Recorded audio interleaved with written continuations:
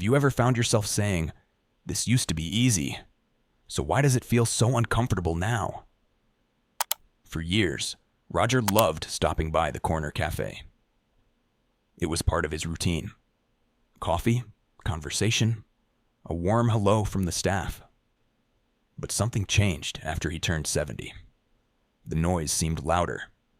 The chairs felt harder. Even the short walk across the parking lot felt like a chore. He couldn't explain it. He just knew something didn't feel right anymore. And yet, no one around him seemed to notice. They assumed he was just tired. "It's just age," they'd say with a shrug. But Roger felt something deeper, like parts of his life were quietly shifting beneath his feet. He never mentioned it out loud. Not because he didn't care, but because he thought he was the only one. But he's not the only one. Every day, millions of people over 70 wake up to the same quiet question. Why does this feel off? They can't always explain it.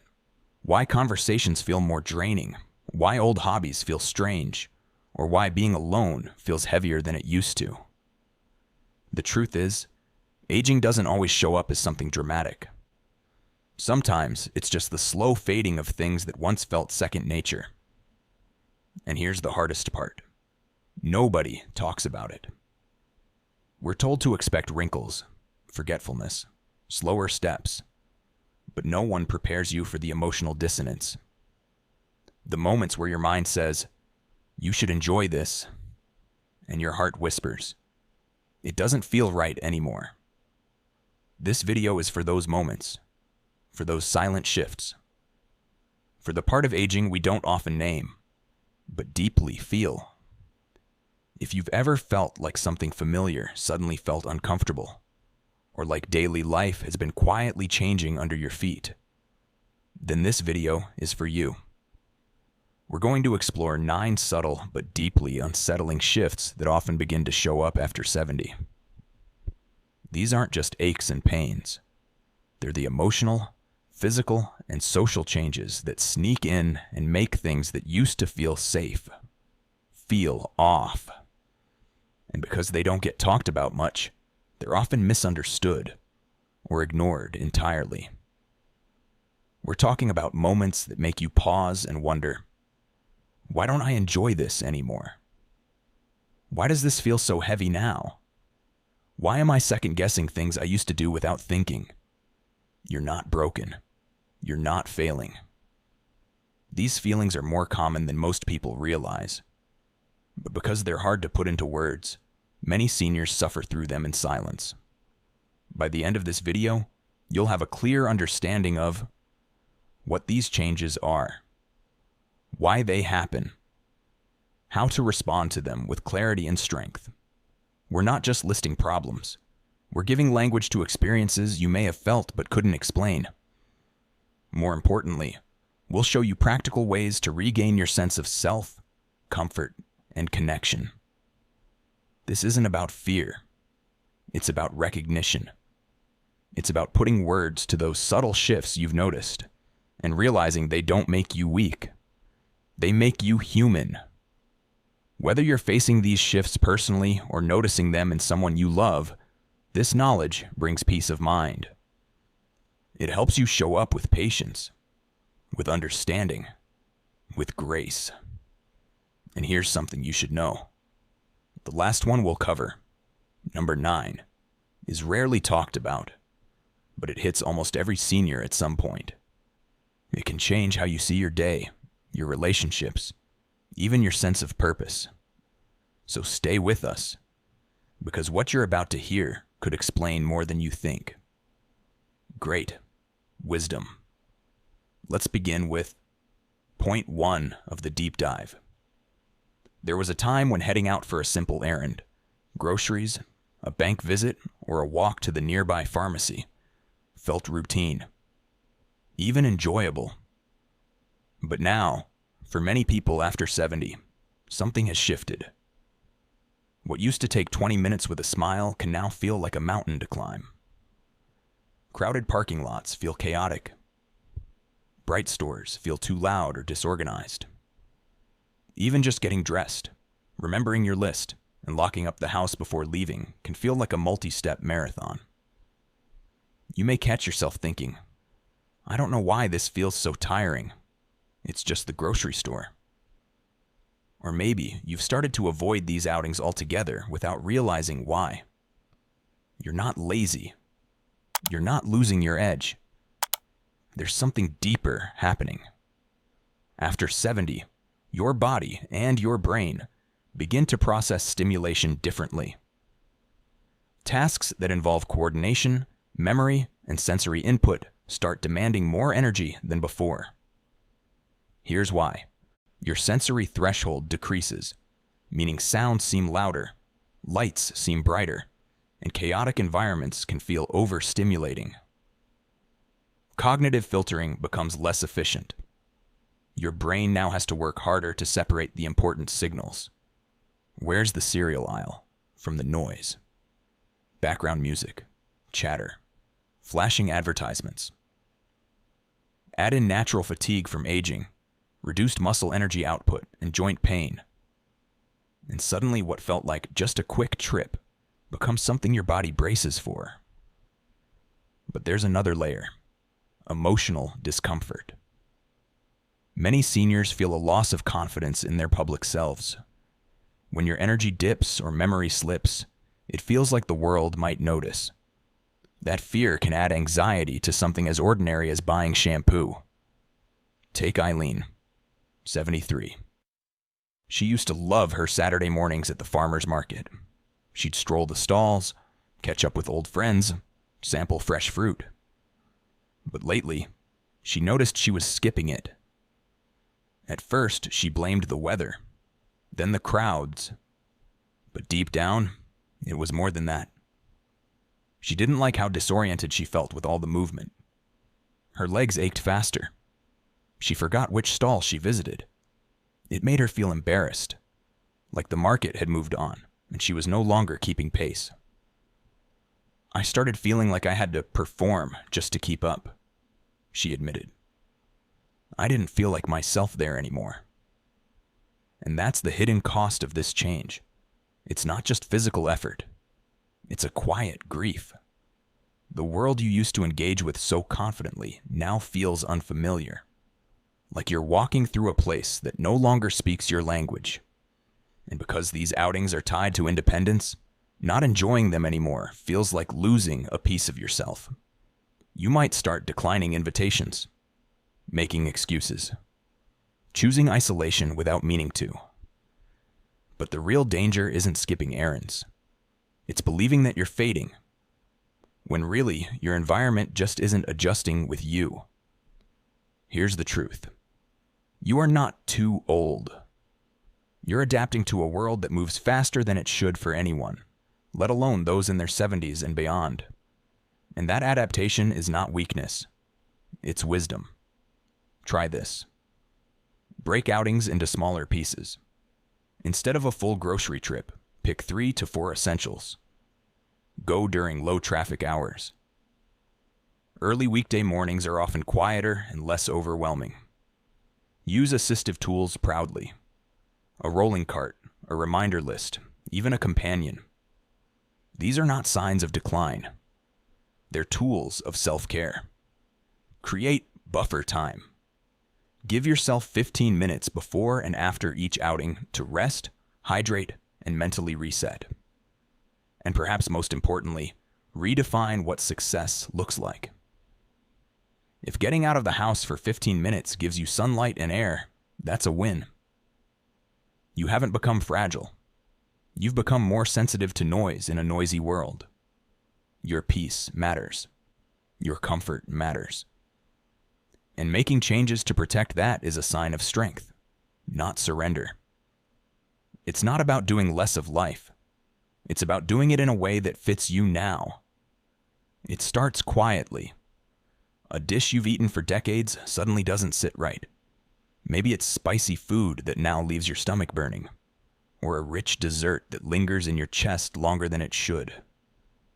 Or maybe it's something more subtle, feeling bloated after bread, overly full after a small meal, or needing to lie down after dinner more often than not. You haven't changed your recipes. You haven't touched your portion sizes. But somehow, your body is reacting differently. And the frustrating part? These were comfort foods, family favorites, meals tied to memories. Now, they come with discomfort, or worse, avoidance. The body's digestive system changes dramatically with age, and most people don't talk about that enough. Here's what's happening under the surface. Digestive enzymes decrease. After 70, the stomach produces less acid and enzymes that are essential for breaking down proteins, fats, and complex carbs. Slower motility. The entire gastrointestinal tract moves more slowly, meaning food sits longer and digestion becomes sluggish. Changes in gut bacteria.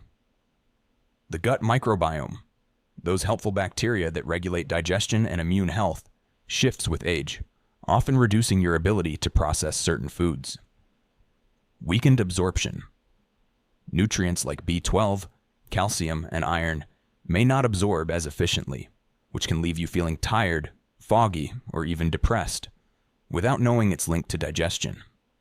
And emotionally, these changes can feel like betrayal. Food is more than fuel. It's identity. It's joy. It's connection. So when your favorite meals start turning on you, it doesn't just affect your stomach. It hits your heart. Let's talk about Glenn, 76. Sunday was always pasta night in his house. His wife's homemade red sauce, garlic bread on the side, a little red wine. It was their tradition. But last year, Glenn started noticing something. Heartburn that kept him up all night. A tight chest. Stomach cramps. At first, he dismissed it as stress. Then he started skipping pasta night. His wife noticed. She asked if he was tired of the meal. He shrugged it off, not wanting to hurt her feelings. But inside, he was grieving. That table was a sacred space, and now it was a place of discomfort. Glenn wasn't afraid of pasta. He was afraid of what giving it up meant. And that's the silent weight of this shift. It's not just changing your menu. It's watching parts of your history slip off the plate. Meals you once made with your kids, dishes you shared at anniversaries, favorite restaurants. Suddenly they feel like landmines instead of celebrations. You may start fearing food, or worse, losing your appetite altogether. And that loss can ripple through every part of your life. Social events, sleep, even your relationship with your body. No one prepares you for this grief.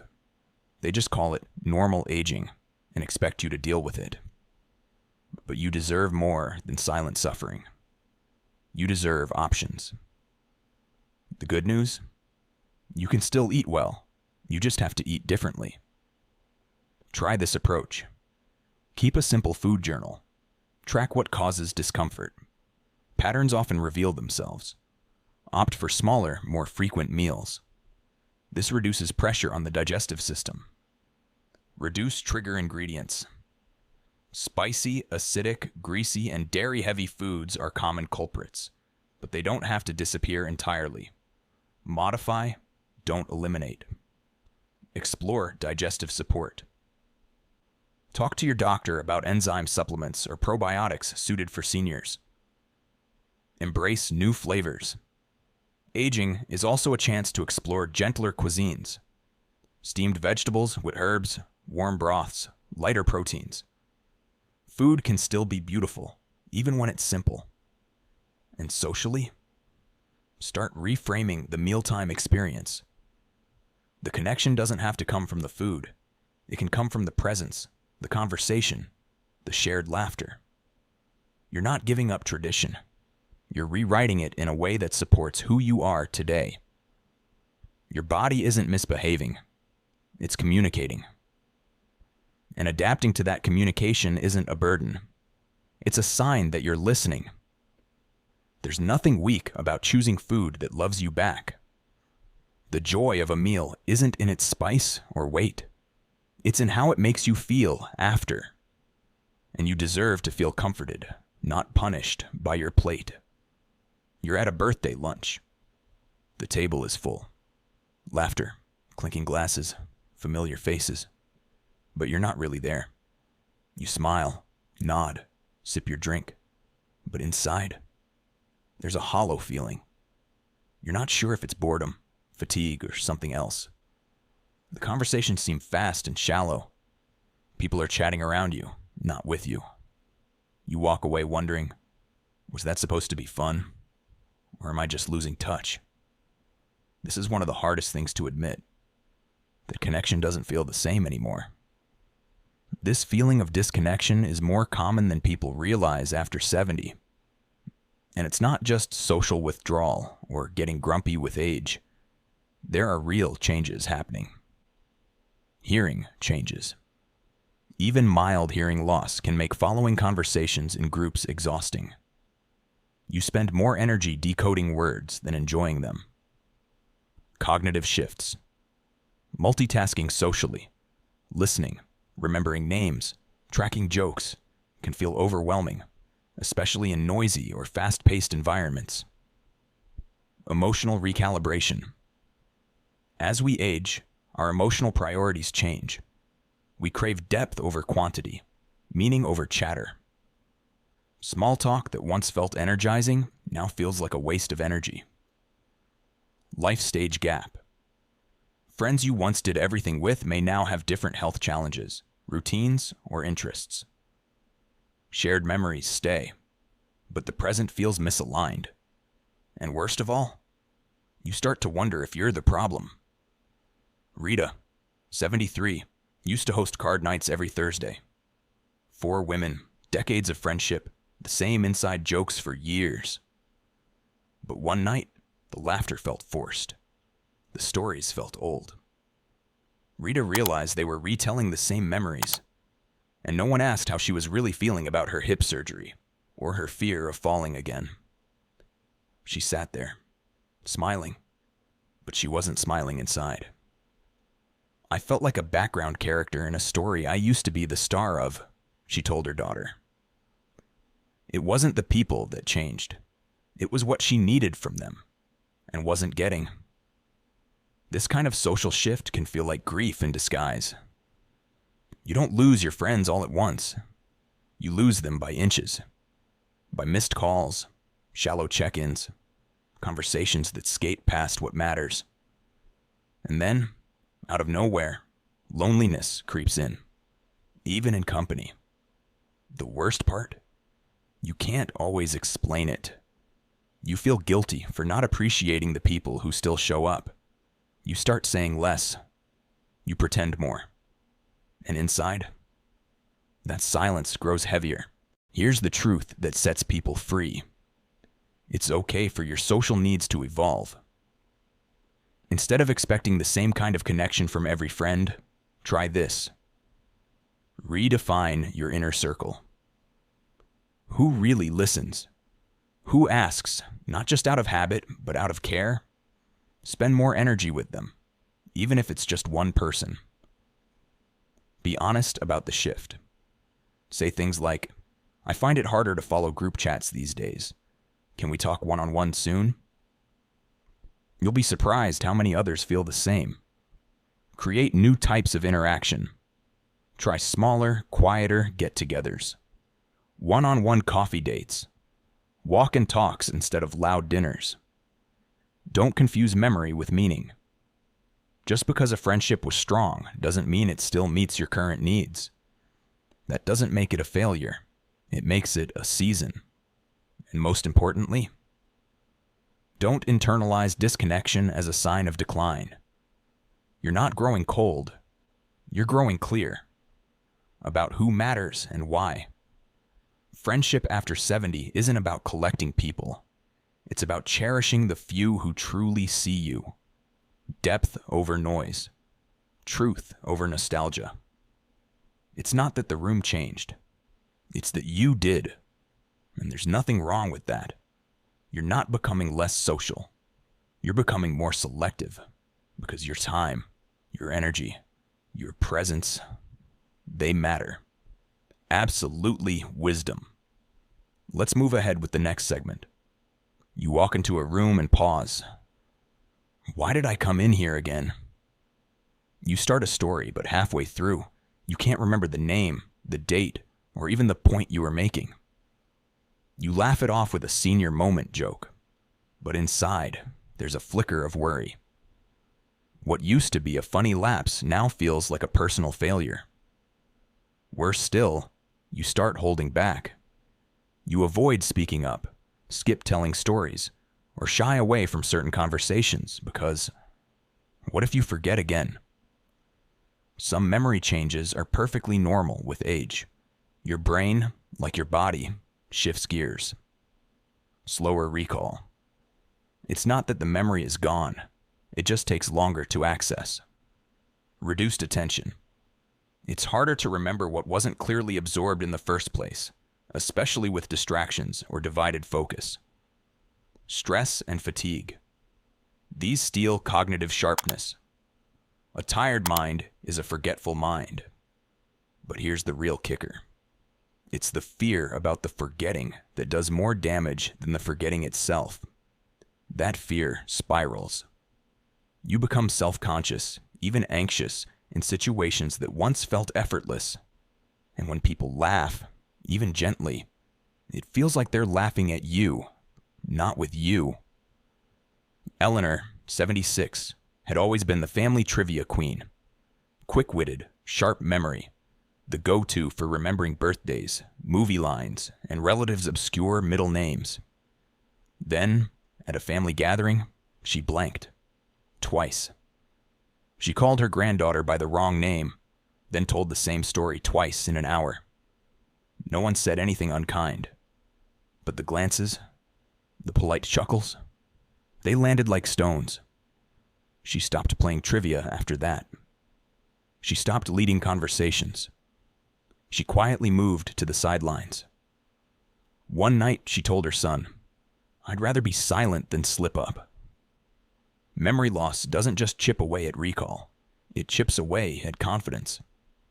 You start to doubt yourself. You stop trusting your own voice. It feels like your identity is leaking out in drops. Your stories, your references, your sharpness. And the worst part? The world keeps going. Fast, unforgiving. People don't pause. They don't wait. They don't always understand. So you retreat. Not because you want to, but because it feels safer. But in that safety, you lose more than memory. You lose connection. Here's the truth.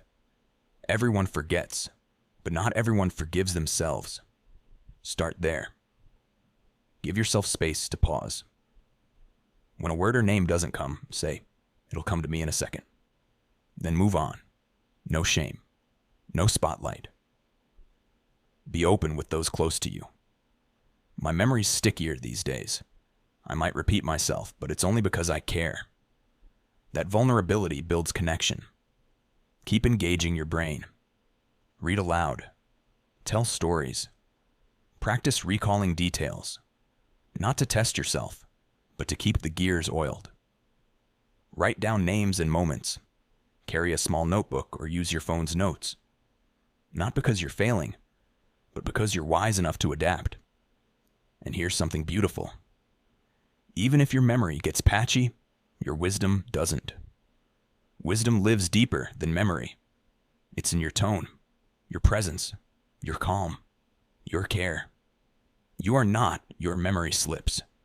You are your kindness, your laughter, your resilience, your years. And while the details may blur, your worth never does.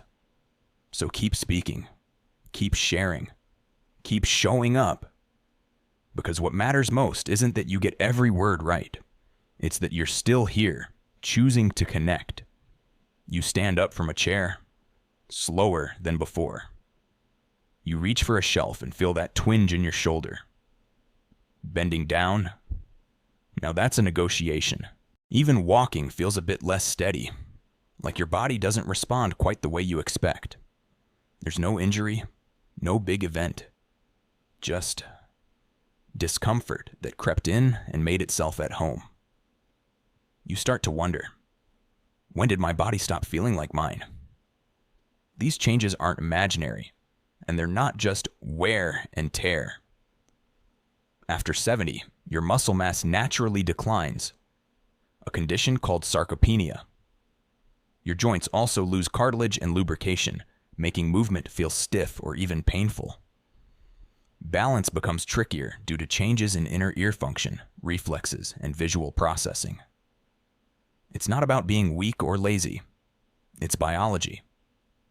But the emotional impact? That hits even harder than the physical. George, 75, spent decades working with his hands, fixing engines, lifting gear, always on the move. Then one morning, tying his shoes felt like a chore. He brushed it off. But soon after, he tripped on a curb. Just a small stumble, no major injury, but his confidence shattered. He told his wife, "I don't feel safe in my own skin anymore." That's what this feels like. Betrayal by the very body that once carried you without question. When you lose strength, you don't just lose mobility, you lose identity. You hesitate to do the things you used to love. Gardening, dancing, even hugging tightly. Not because you don't want to, but because your body holds you back. And it feels isolating. You don't want to be the one slowing others down. So you start saying no more often, staying in more, sitting out. And every no chips away at the you that used to say yes. Here's the encouraging news. You can't reverse time, but you can reclaim control. Daily gentle movement is key. Walking, stretching, water exercises, anything that keeps you fluid. Start where you are. 10 minutes counts. Strength training matters more now than ever. Resistance bands, chair exercises, light weights. Even once or twice a week can preserve muscle and reduce falls. Balance training works. Simple things like standing on one foot while brushing your teeth can rewire your brain-body connection. Hydrate and nourish. Dehydration and poor protein intake make stiffness worse, more than most people realize. Most importantly, listen to your body without resenting it. It's not broken. It's adapting. It's asking for new ways to be supported. You've carried others. You've lifted more than most. You've stood strong through decades. Now it's time to treat your body like the trusted companion it's been. Not with frustration, not with shame, but with respect. Because even when it's slower, it's still yours. And it still deserves to feel good. You used to love the energy of a lively dinner, the buzz of a favorite song on the radio, the background chatter at family gatherings. Now, it all feels too much. Voices blur together. Music sounds like a wall of sound instead of melody. You find yourself wincing at silverware clinking or feeling drained after a phone call. Suddenly, the sounds that once brought joy feel invasive, even exhausting. After 70, hearing doesn't just decline, it changes in how you hear. Presbycusis, age-related hearing loss, affects your ability to distinguish speech, especially in noisy places. Your brain has to work harder to process overlapping sounds, leading to listening fatigue. Changes in auditory tolerance make sharp, layered, or high-pitched sounds feel irritating, even painful. It's not that you're sensitive. Your system is overloaded. And when sound becomes struggle, joy turns to stress. Patricia, 72, loved hosting her grandkids on Sundays. Laughter, chatter, cartoons in the background. It used to fill her heart. But recently, she started snapping. "Turn that down," she'd say, again and again. One day, she left the room and just sat in silence, crying in the laundry room. Not because she was angry, but because she couldn't take it anymore. She told her daughter later, "I don't want to be the grumpy grandma, but it feels like the noise is yelling at me." When sound becomes stress, you pull back. You stop attending group dinners. You avoid loud restaurants. You smile less during celebrations. Not because you're unhappy, but because you're trying to stay calm. And people notice. They think you're irritable, distant, or not into it anymore. But really, you're just overwhelmed. And it hurts, because the world thinks you've changed. When really, you're just adjusting to a world that suddenly feels too loud. There's strength in adapting, and peace in protecting your space. Be open with loved ones. I love being here, but too much sound wears me out. Can we keep the volume lower or have quiet moments too? Use technology wisely. Hearing aids today are smart. They can filter background noise and enhance clarity in ways that make life feel open again. Design your peace zones. Create quiet corners in your home. A room, a chair, a pair of noise-reducing headphones. Not to hide, but to recharge. Choose sound with intention. Soft instrumental music, nature sounds, even silence. These become your allies, not your escapes. Most of all, don't feel guilty for craving quiet. It's not disconnection, it's self-preservation. The world doesn't get quieter, but you can make space for calm within it. You are not being too sensitive. You are being in tune with yourself. And by honoring that, you create room for the kind of connection that nourishes, rather than drains. You used to make snap decisions without a second thought. What to cook, where to go, when to speak up. Now even small choices can feel heavier.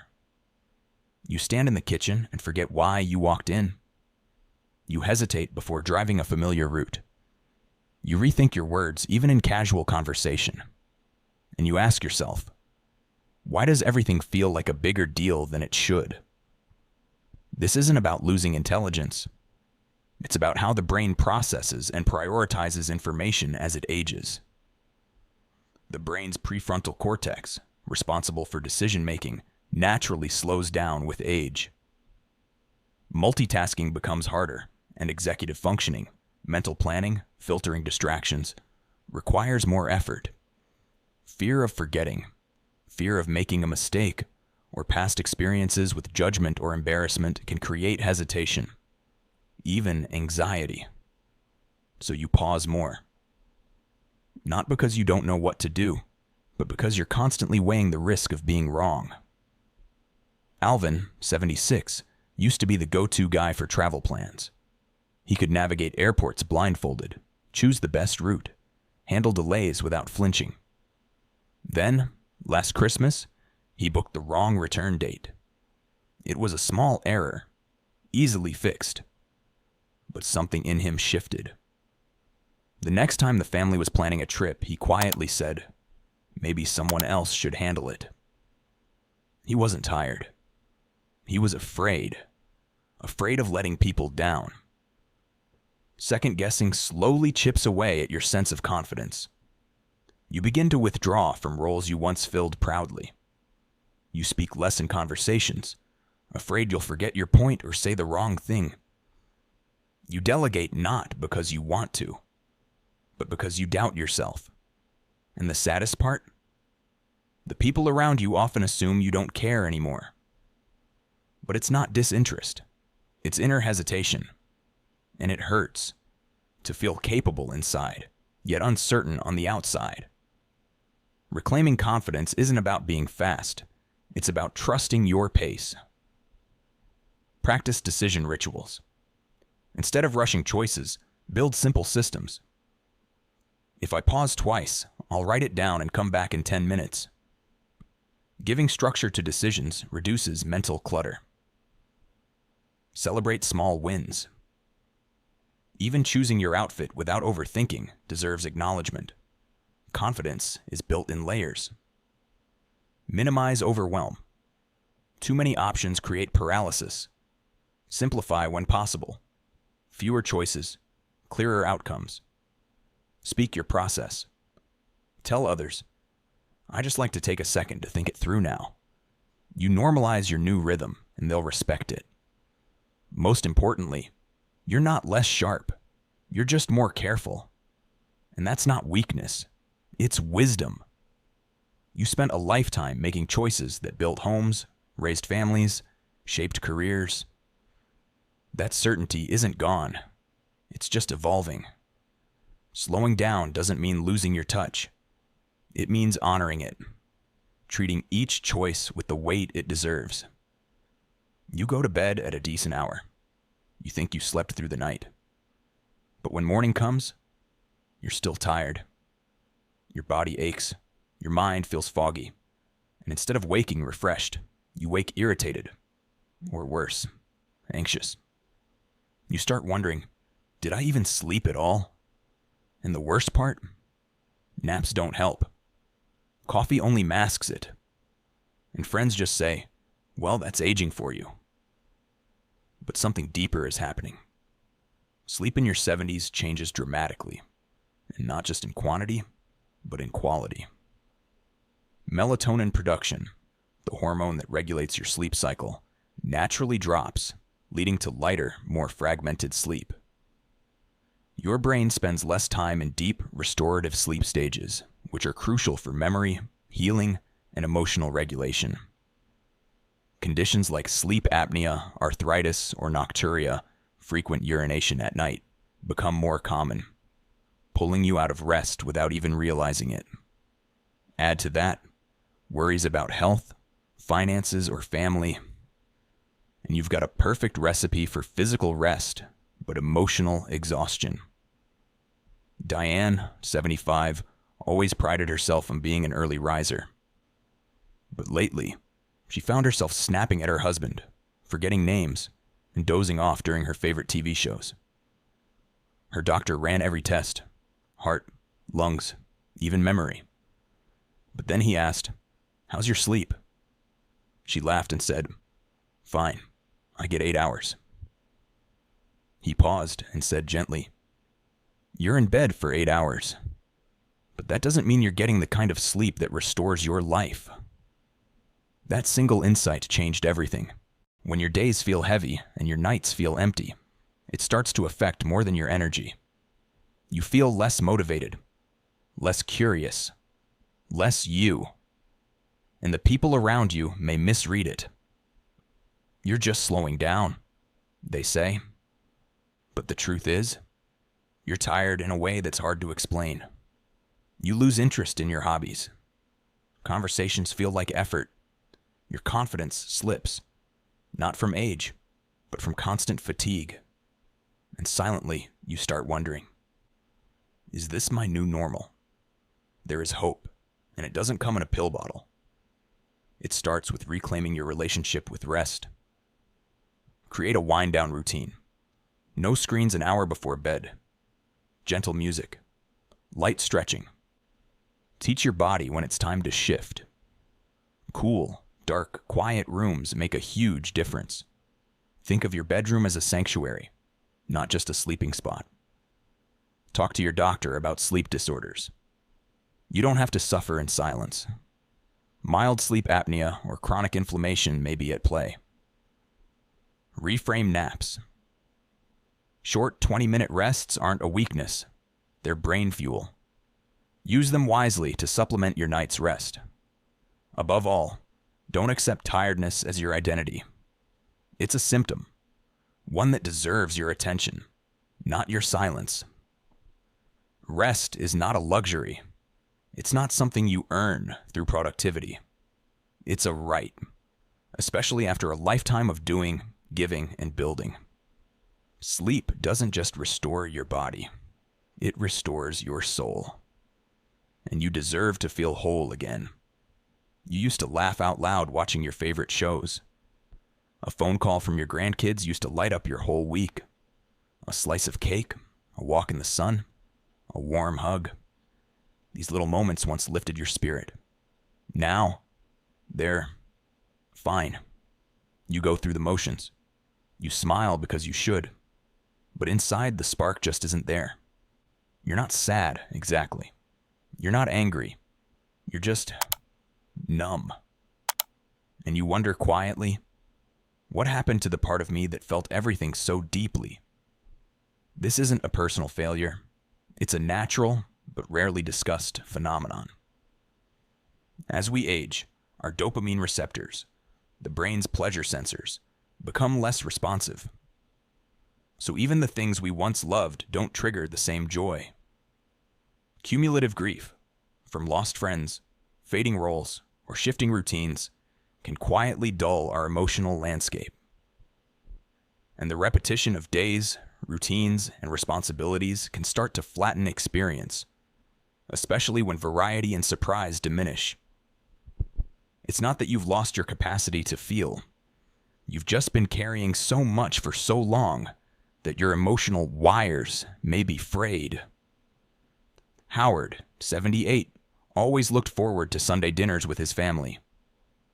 His granddaughter used to sit on his lap, ask him silly questions, and beg for dessert. But this past year, even when she hugged him, it felt like he was watching someone else's life. He wasn't angry.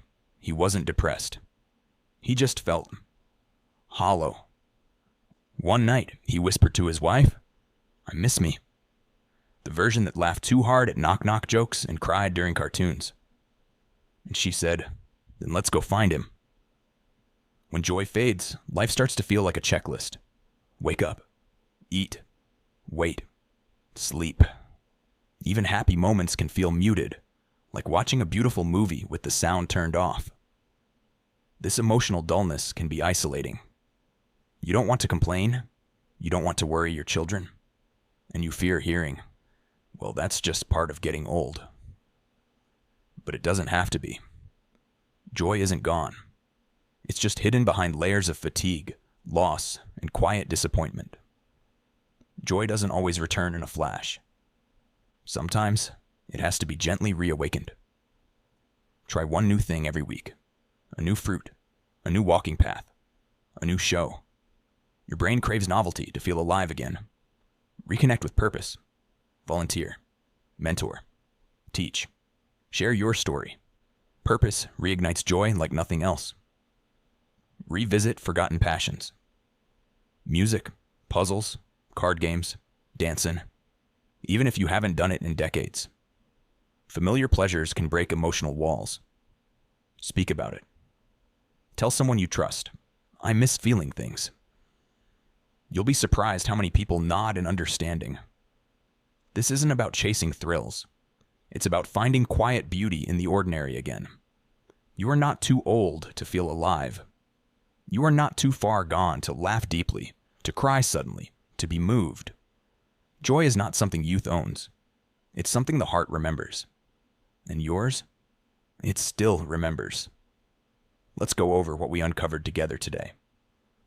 1. Everyday outings feel overwhelming. 2. Foods you love now upset you. 3. Friends feel distant, even in the same room. 4. Memory slips become embarrassing. 5. Your body feels unfamiliar.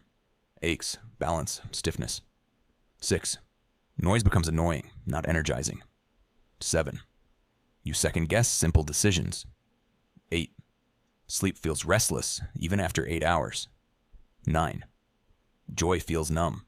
These aren't signs of failure or weakness. They're signals. Your body and soul asking for care, not judgment. Aging isn't about fading into the background. It's about learning how to live in new skin with grace, insight, and courage. These wrong feelings, they're not warnings of decline. They're invitations to slow down, shift, and rediscover what makes life worth living. You're not broken. You're evolving. If any of this spoke to your experience, drop the word "alive" in the comments. Let's build a space where seniors feel seen, not sidelined. What surprised you most from today's video? Let's talk below. Don't forget to subscribe, because next week's topic might just change your view on aging forever. And if you're ready to feel stronger, Tap this video next.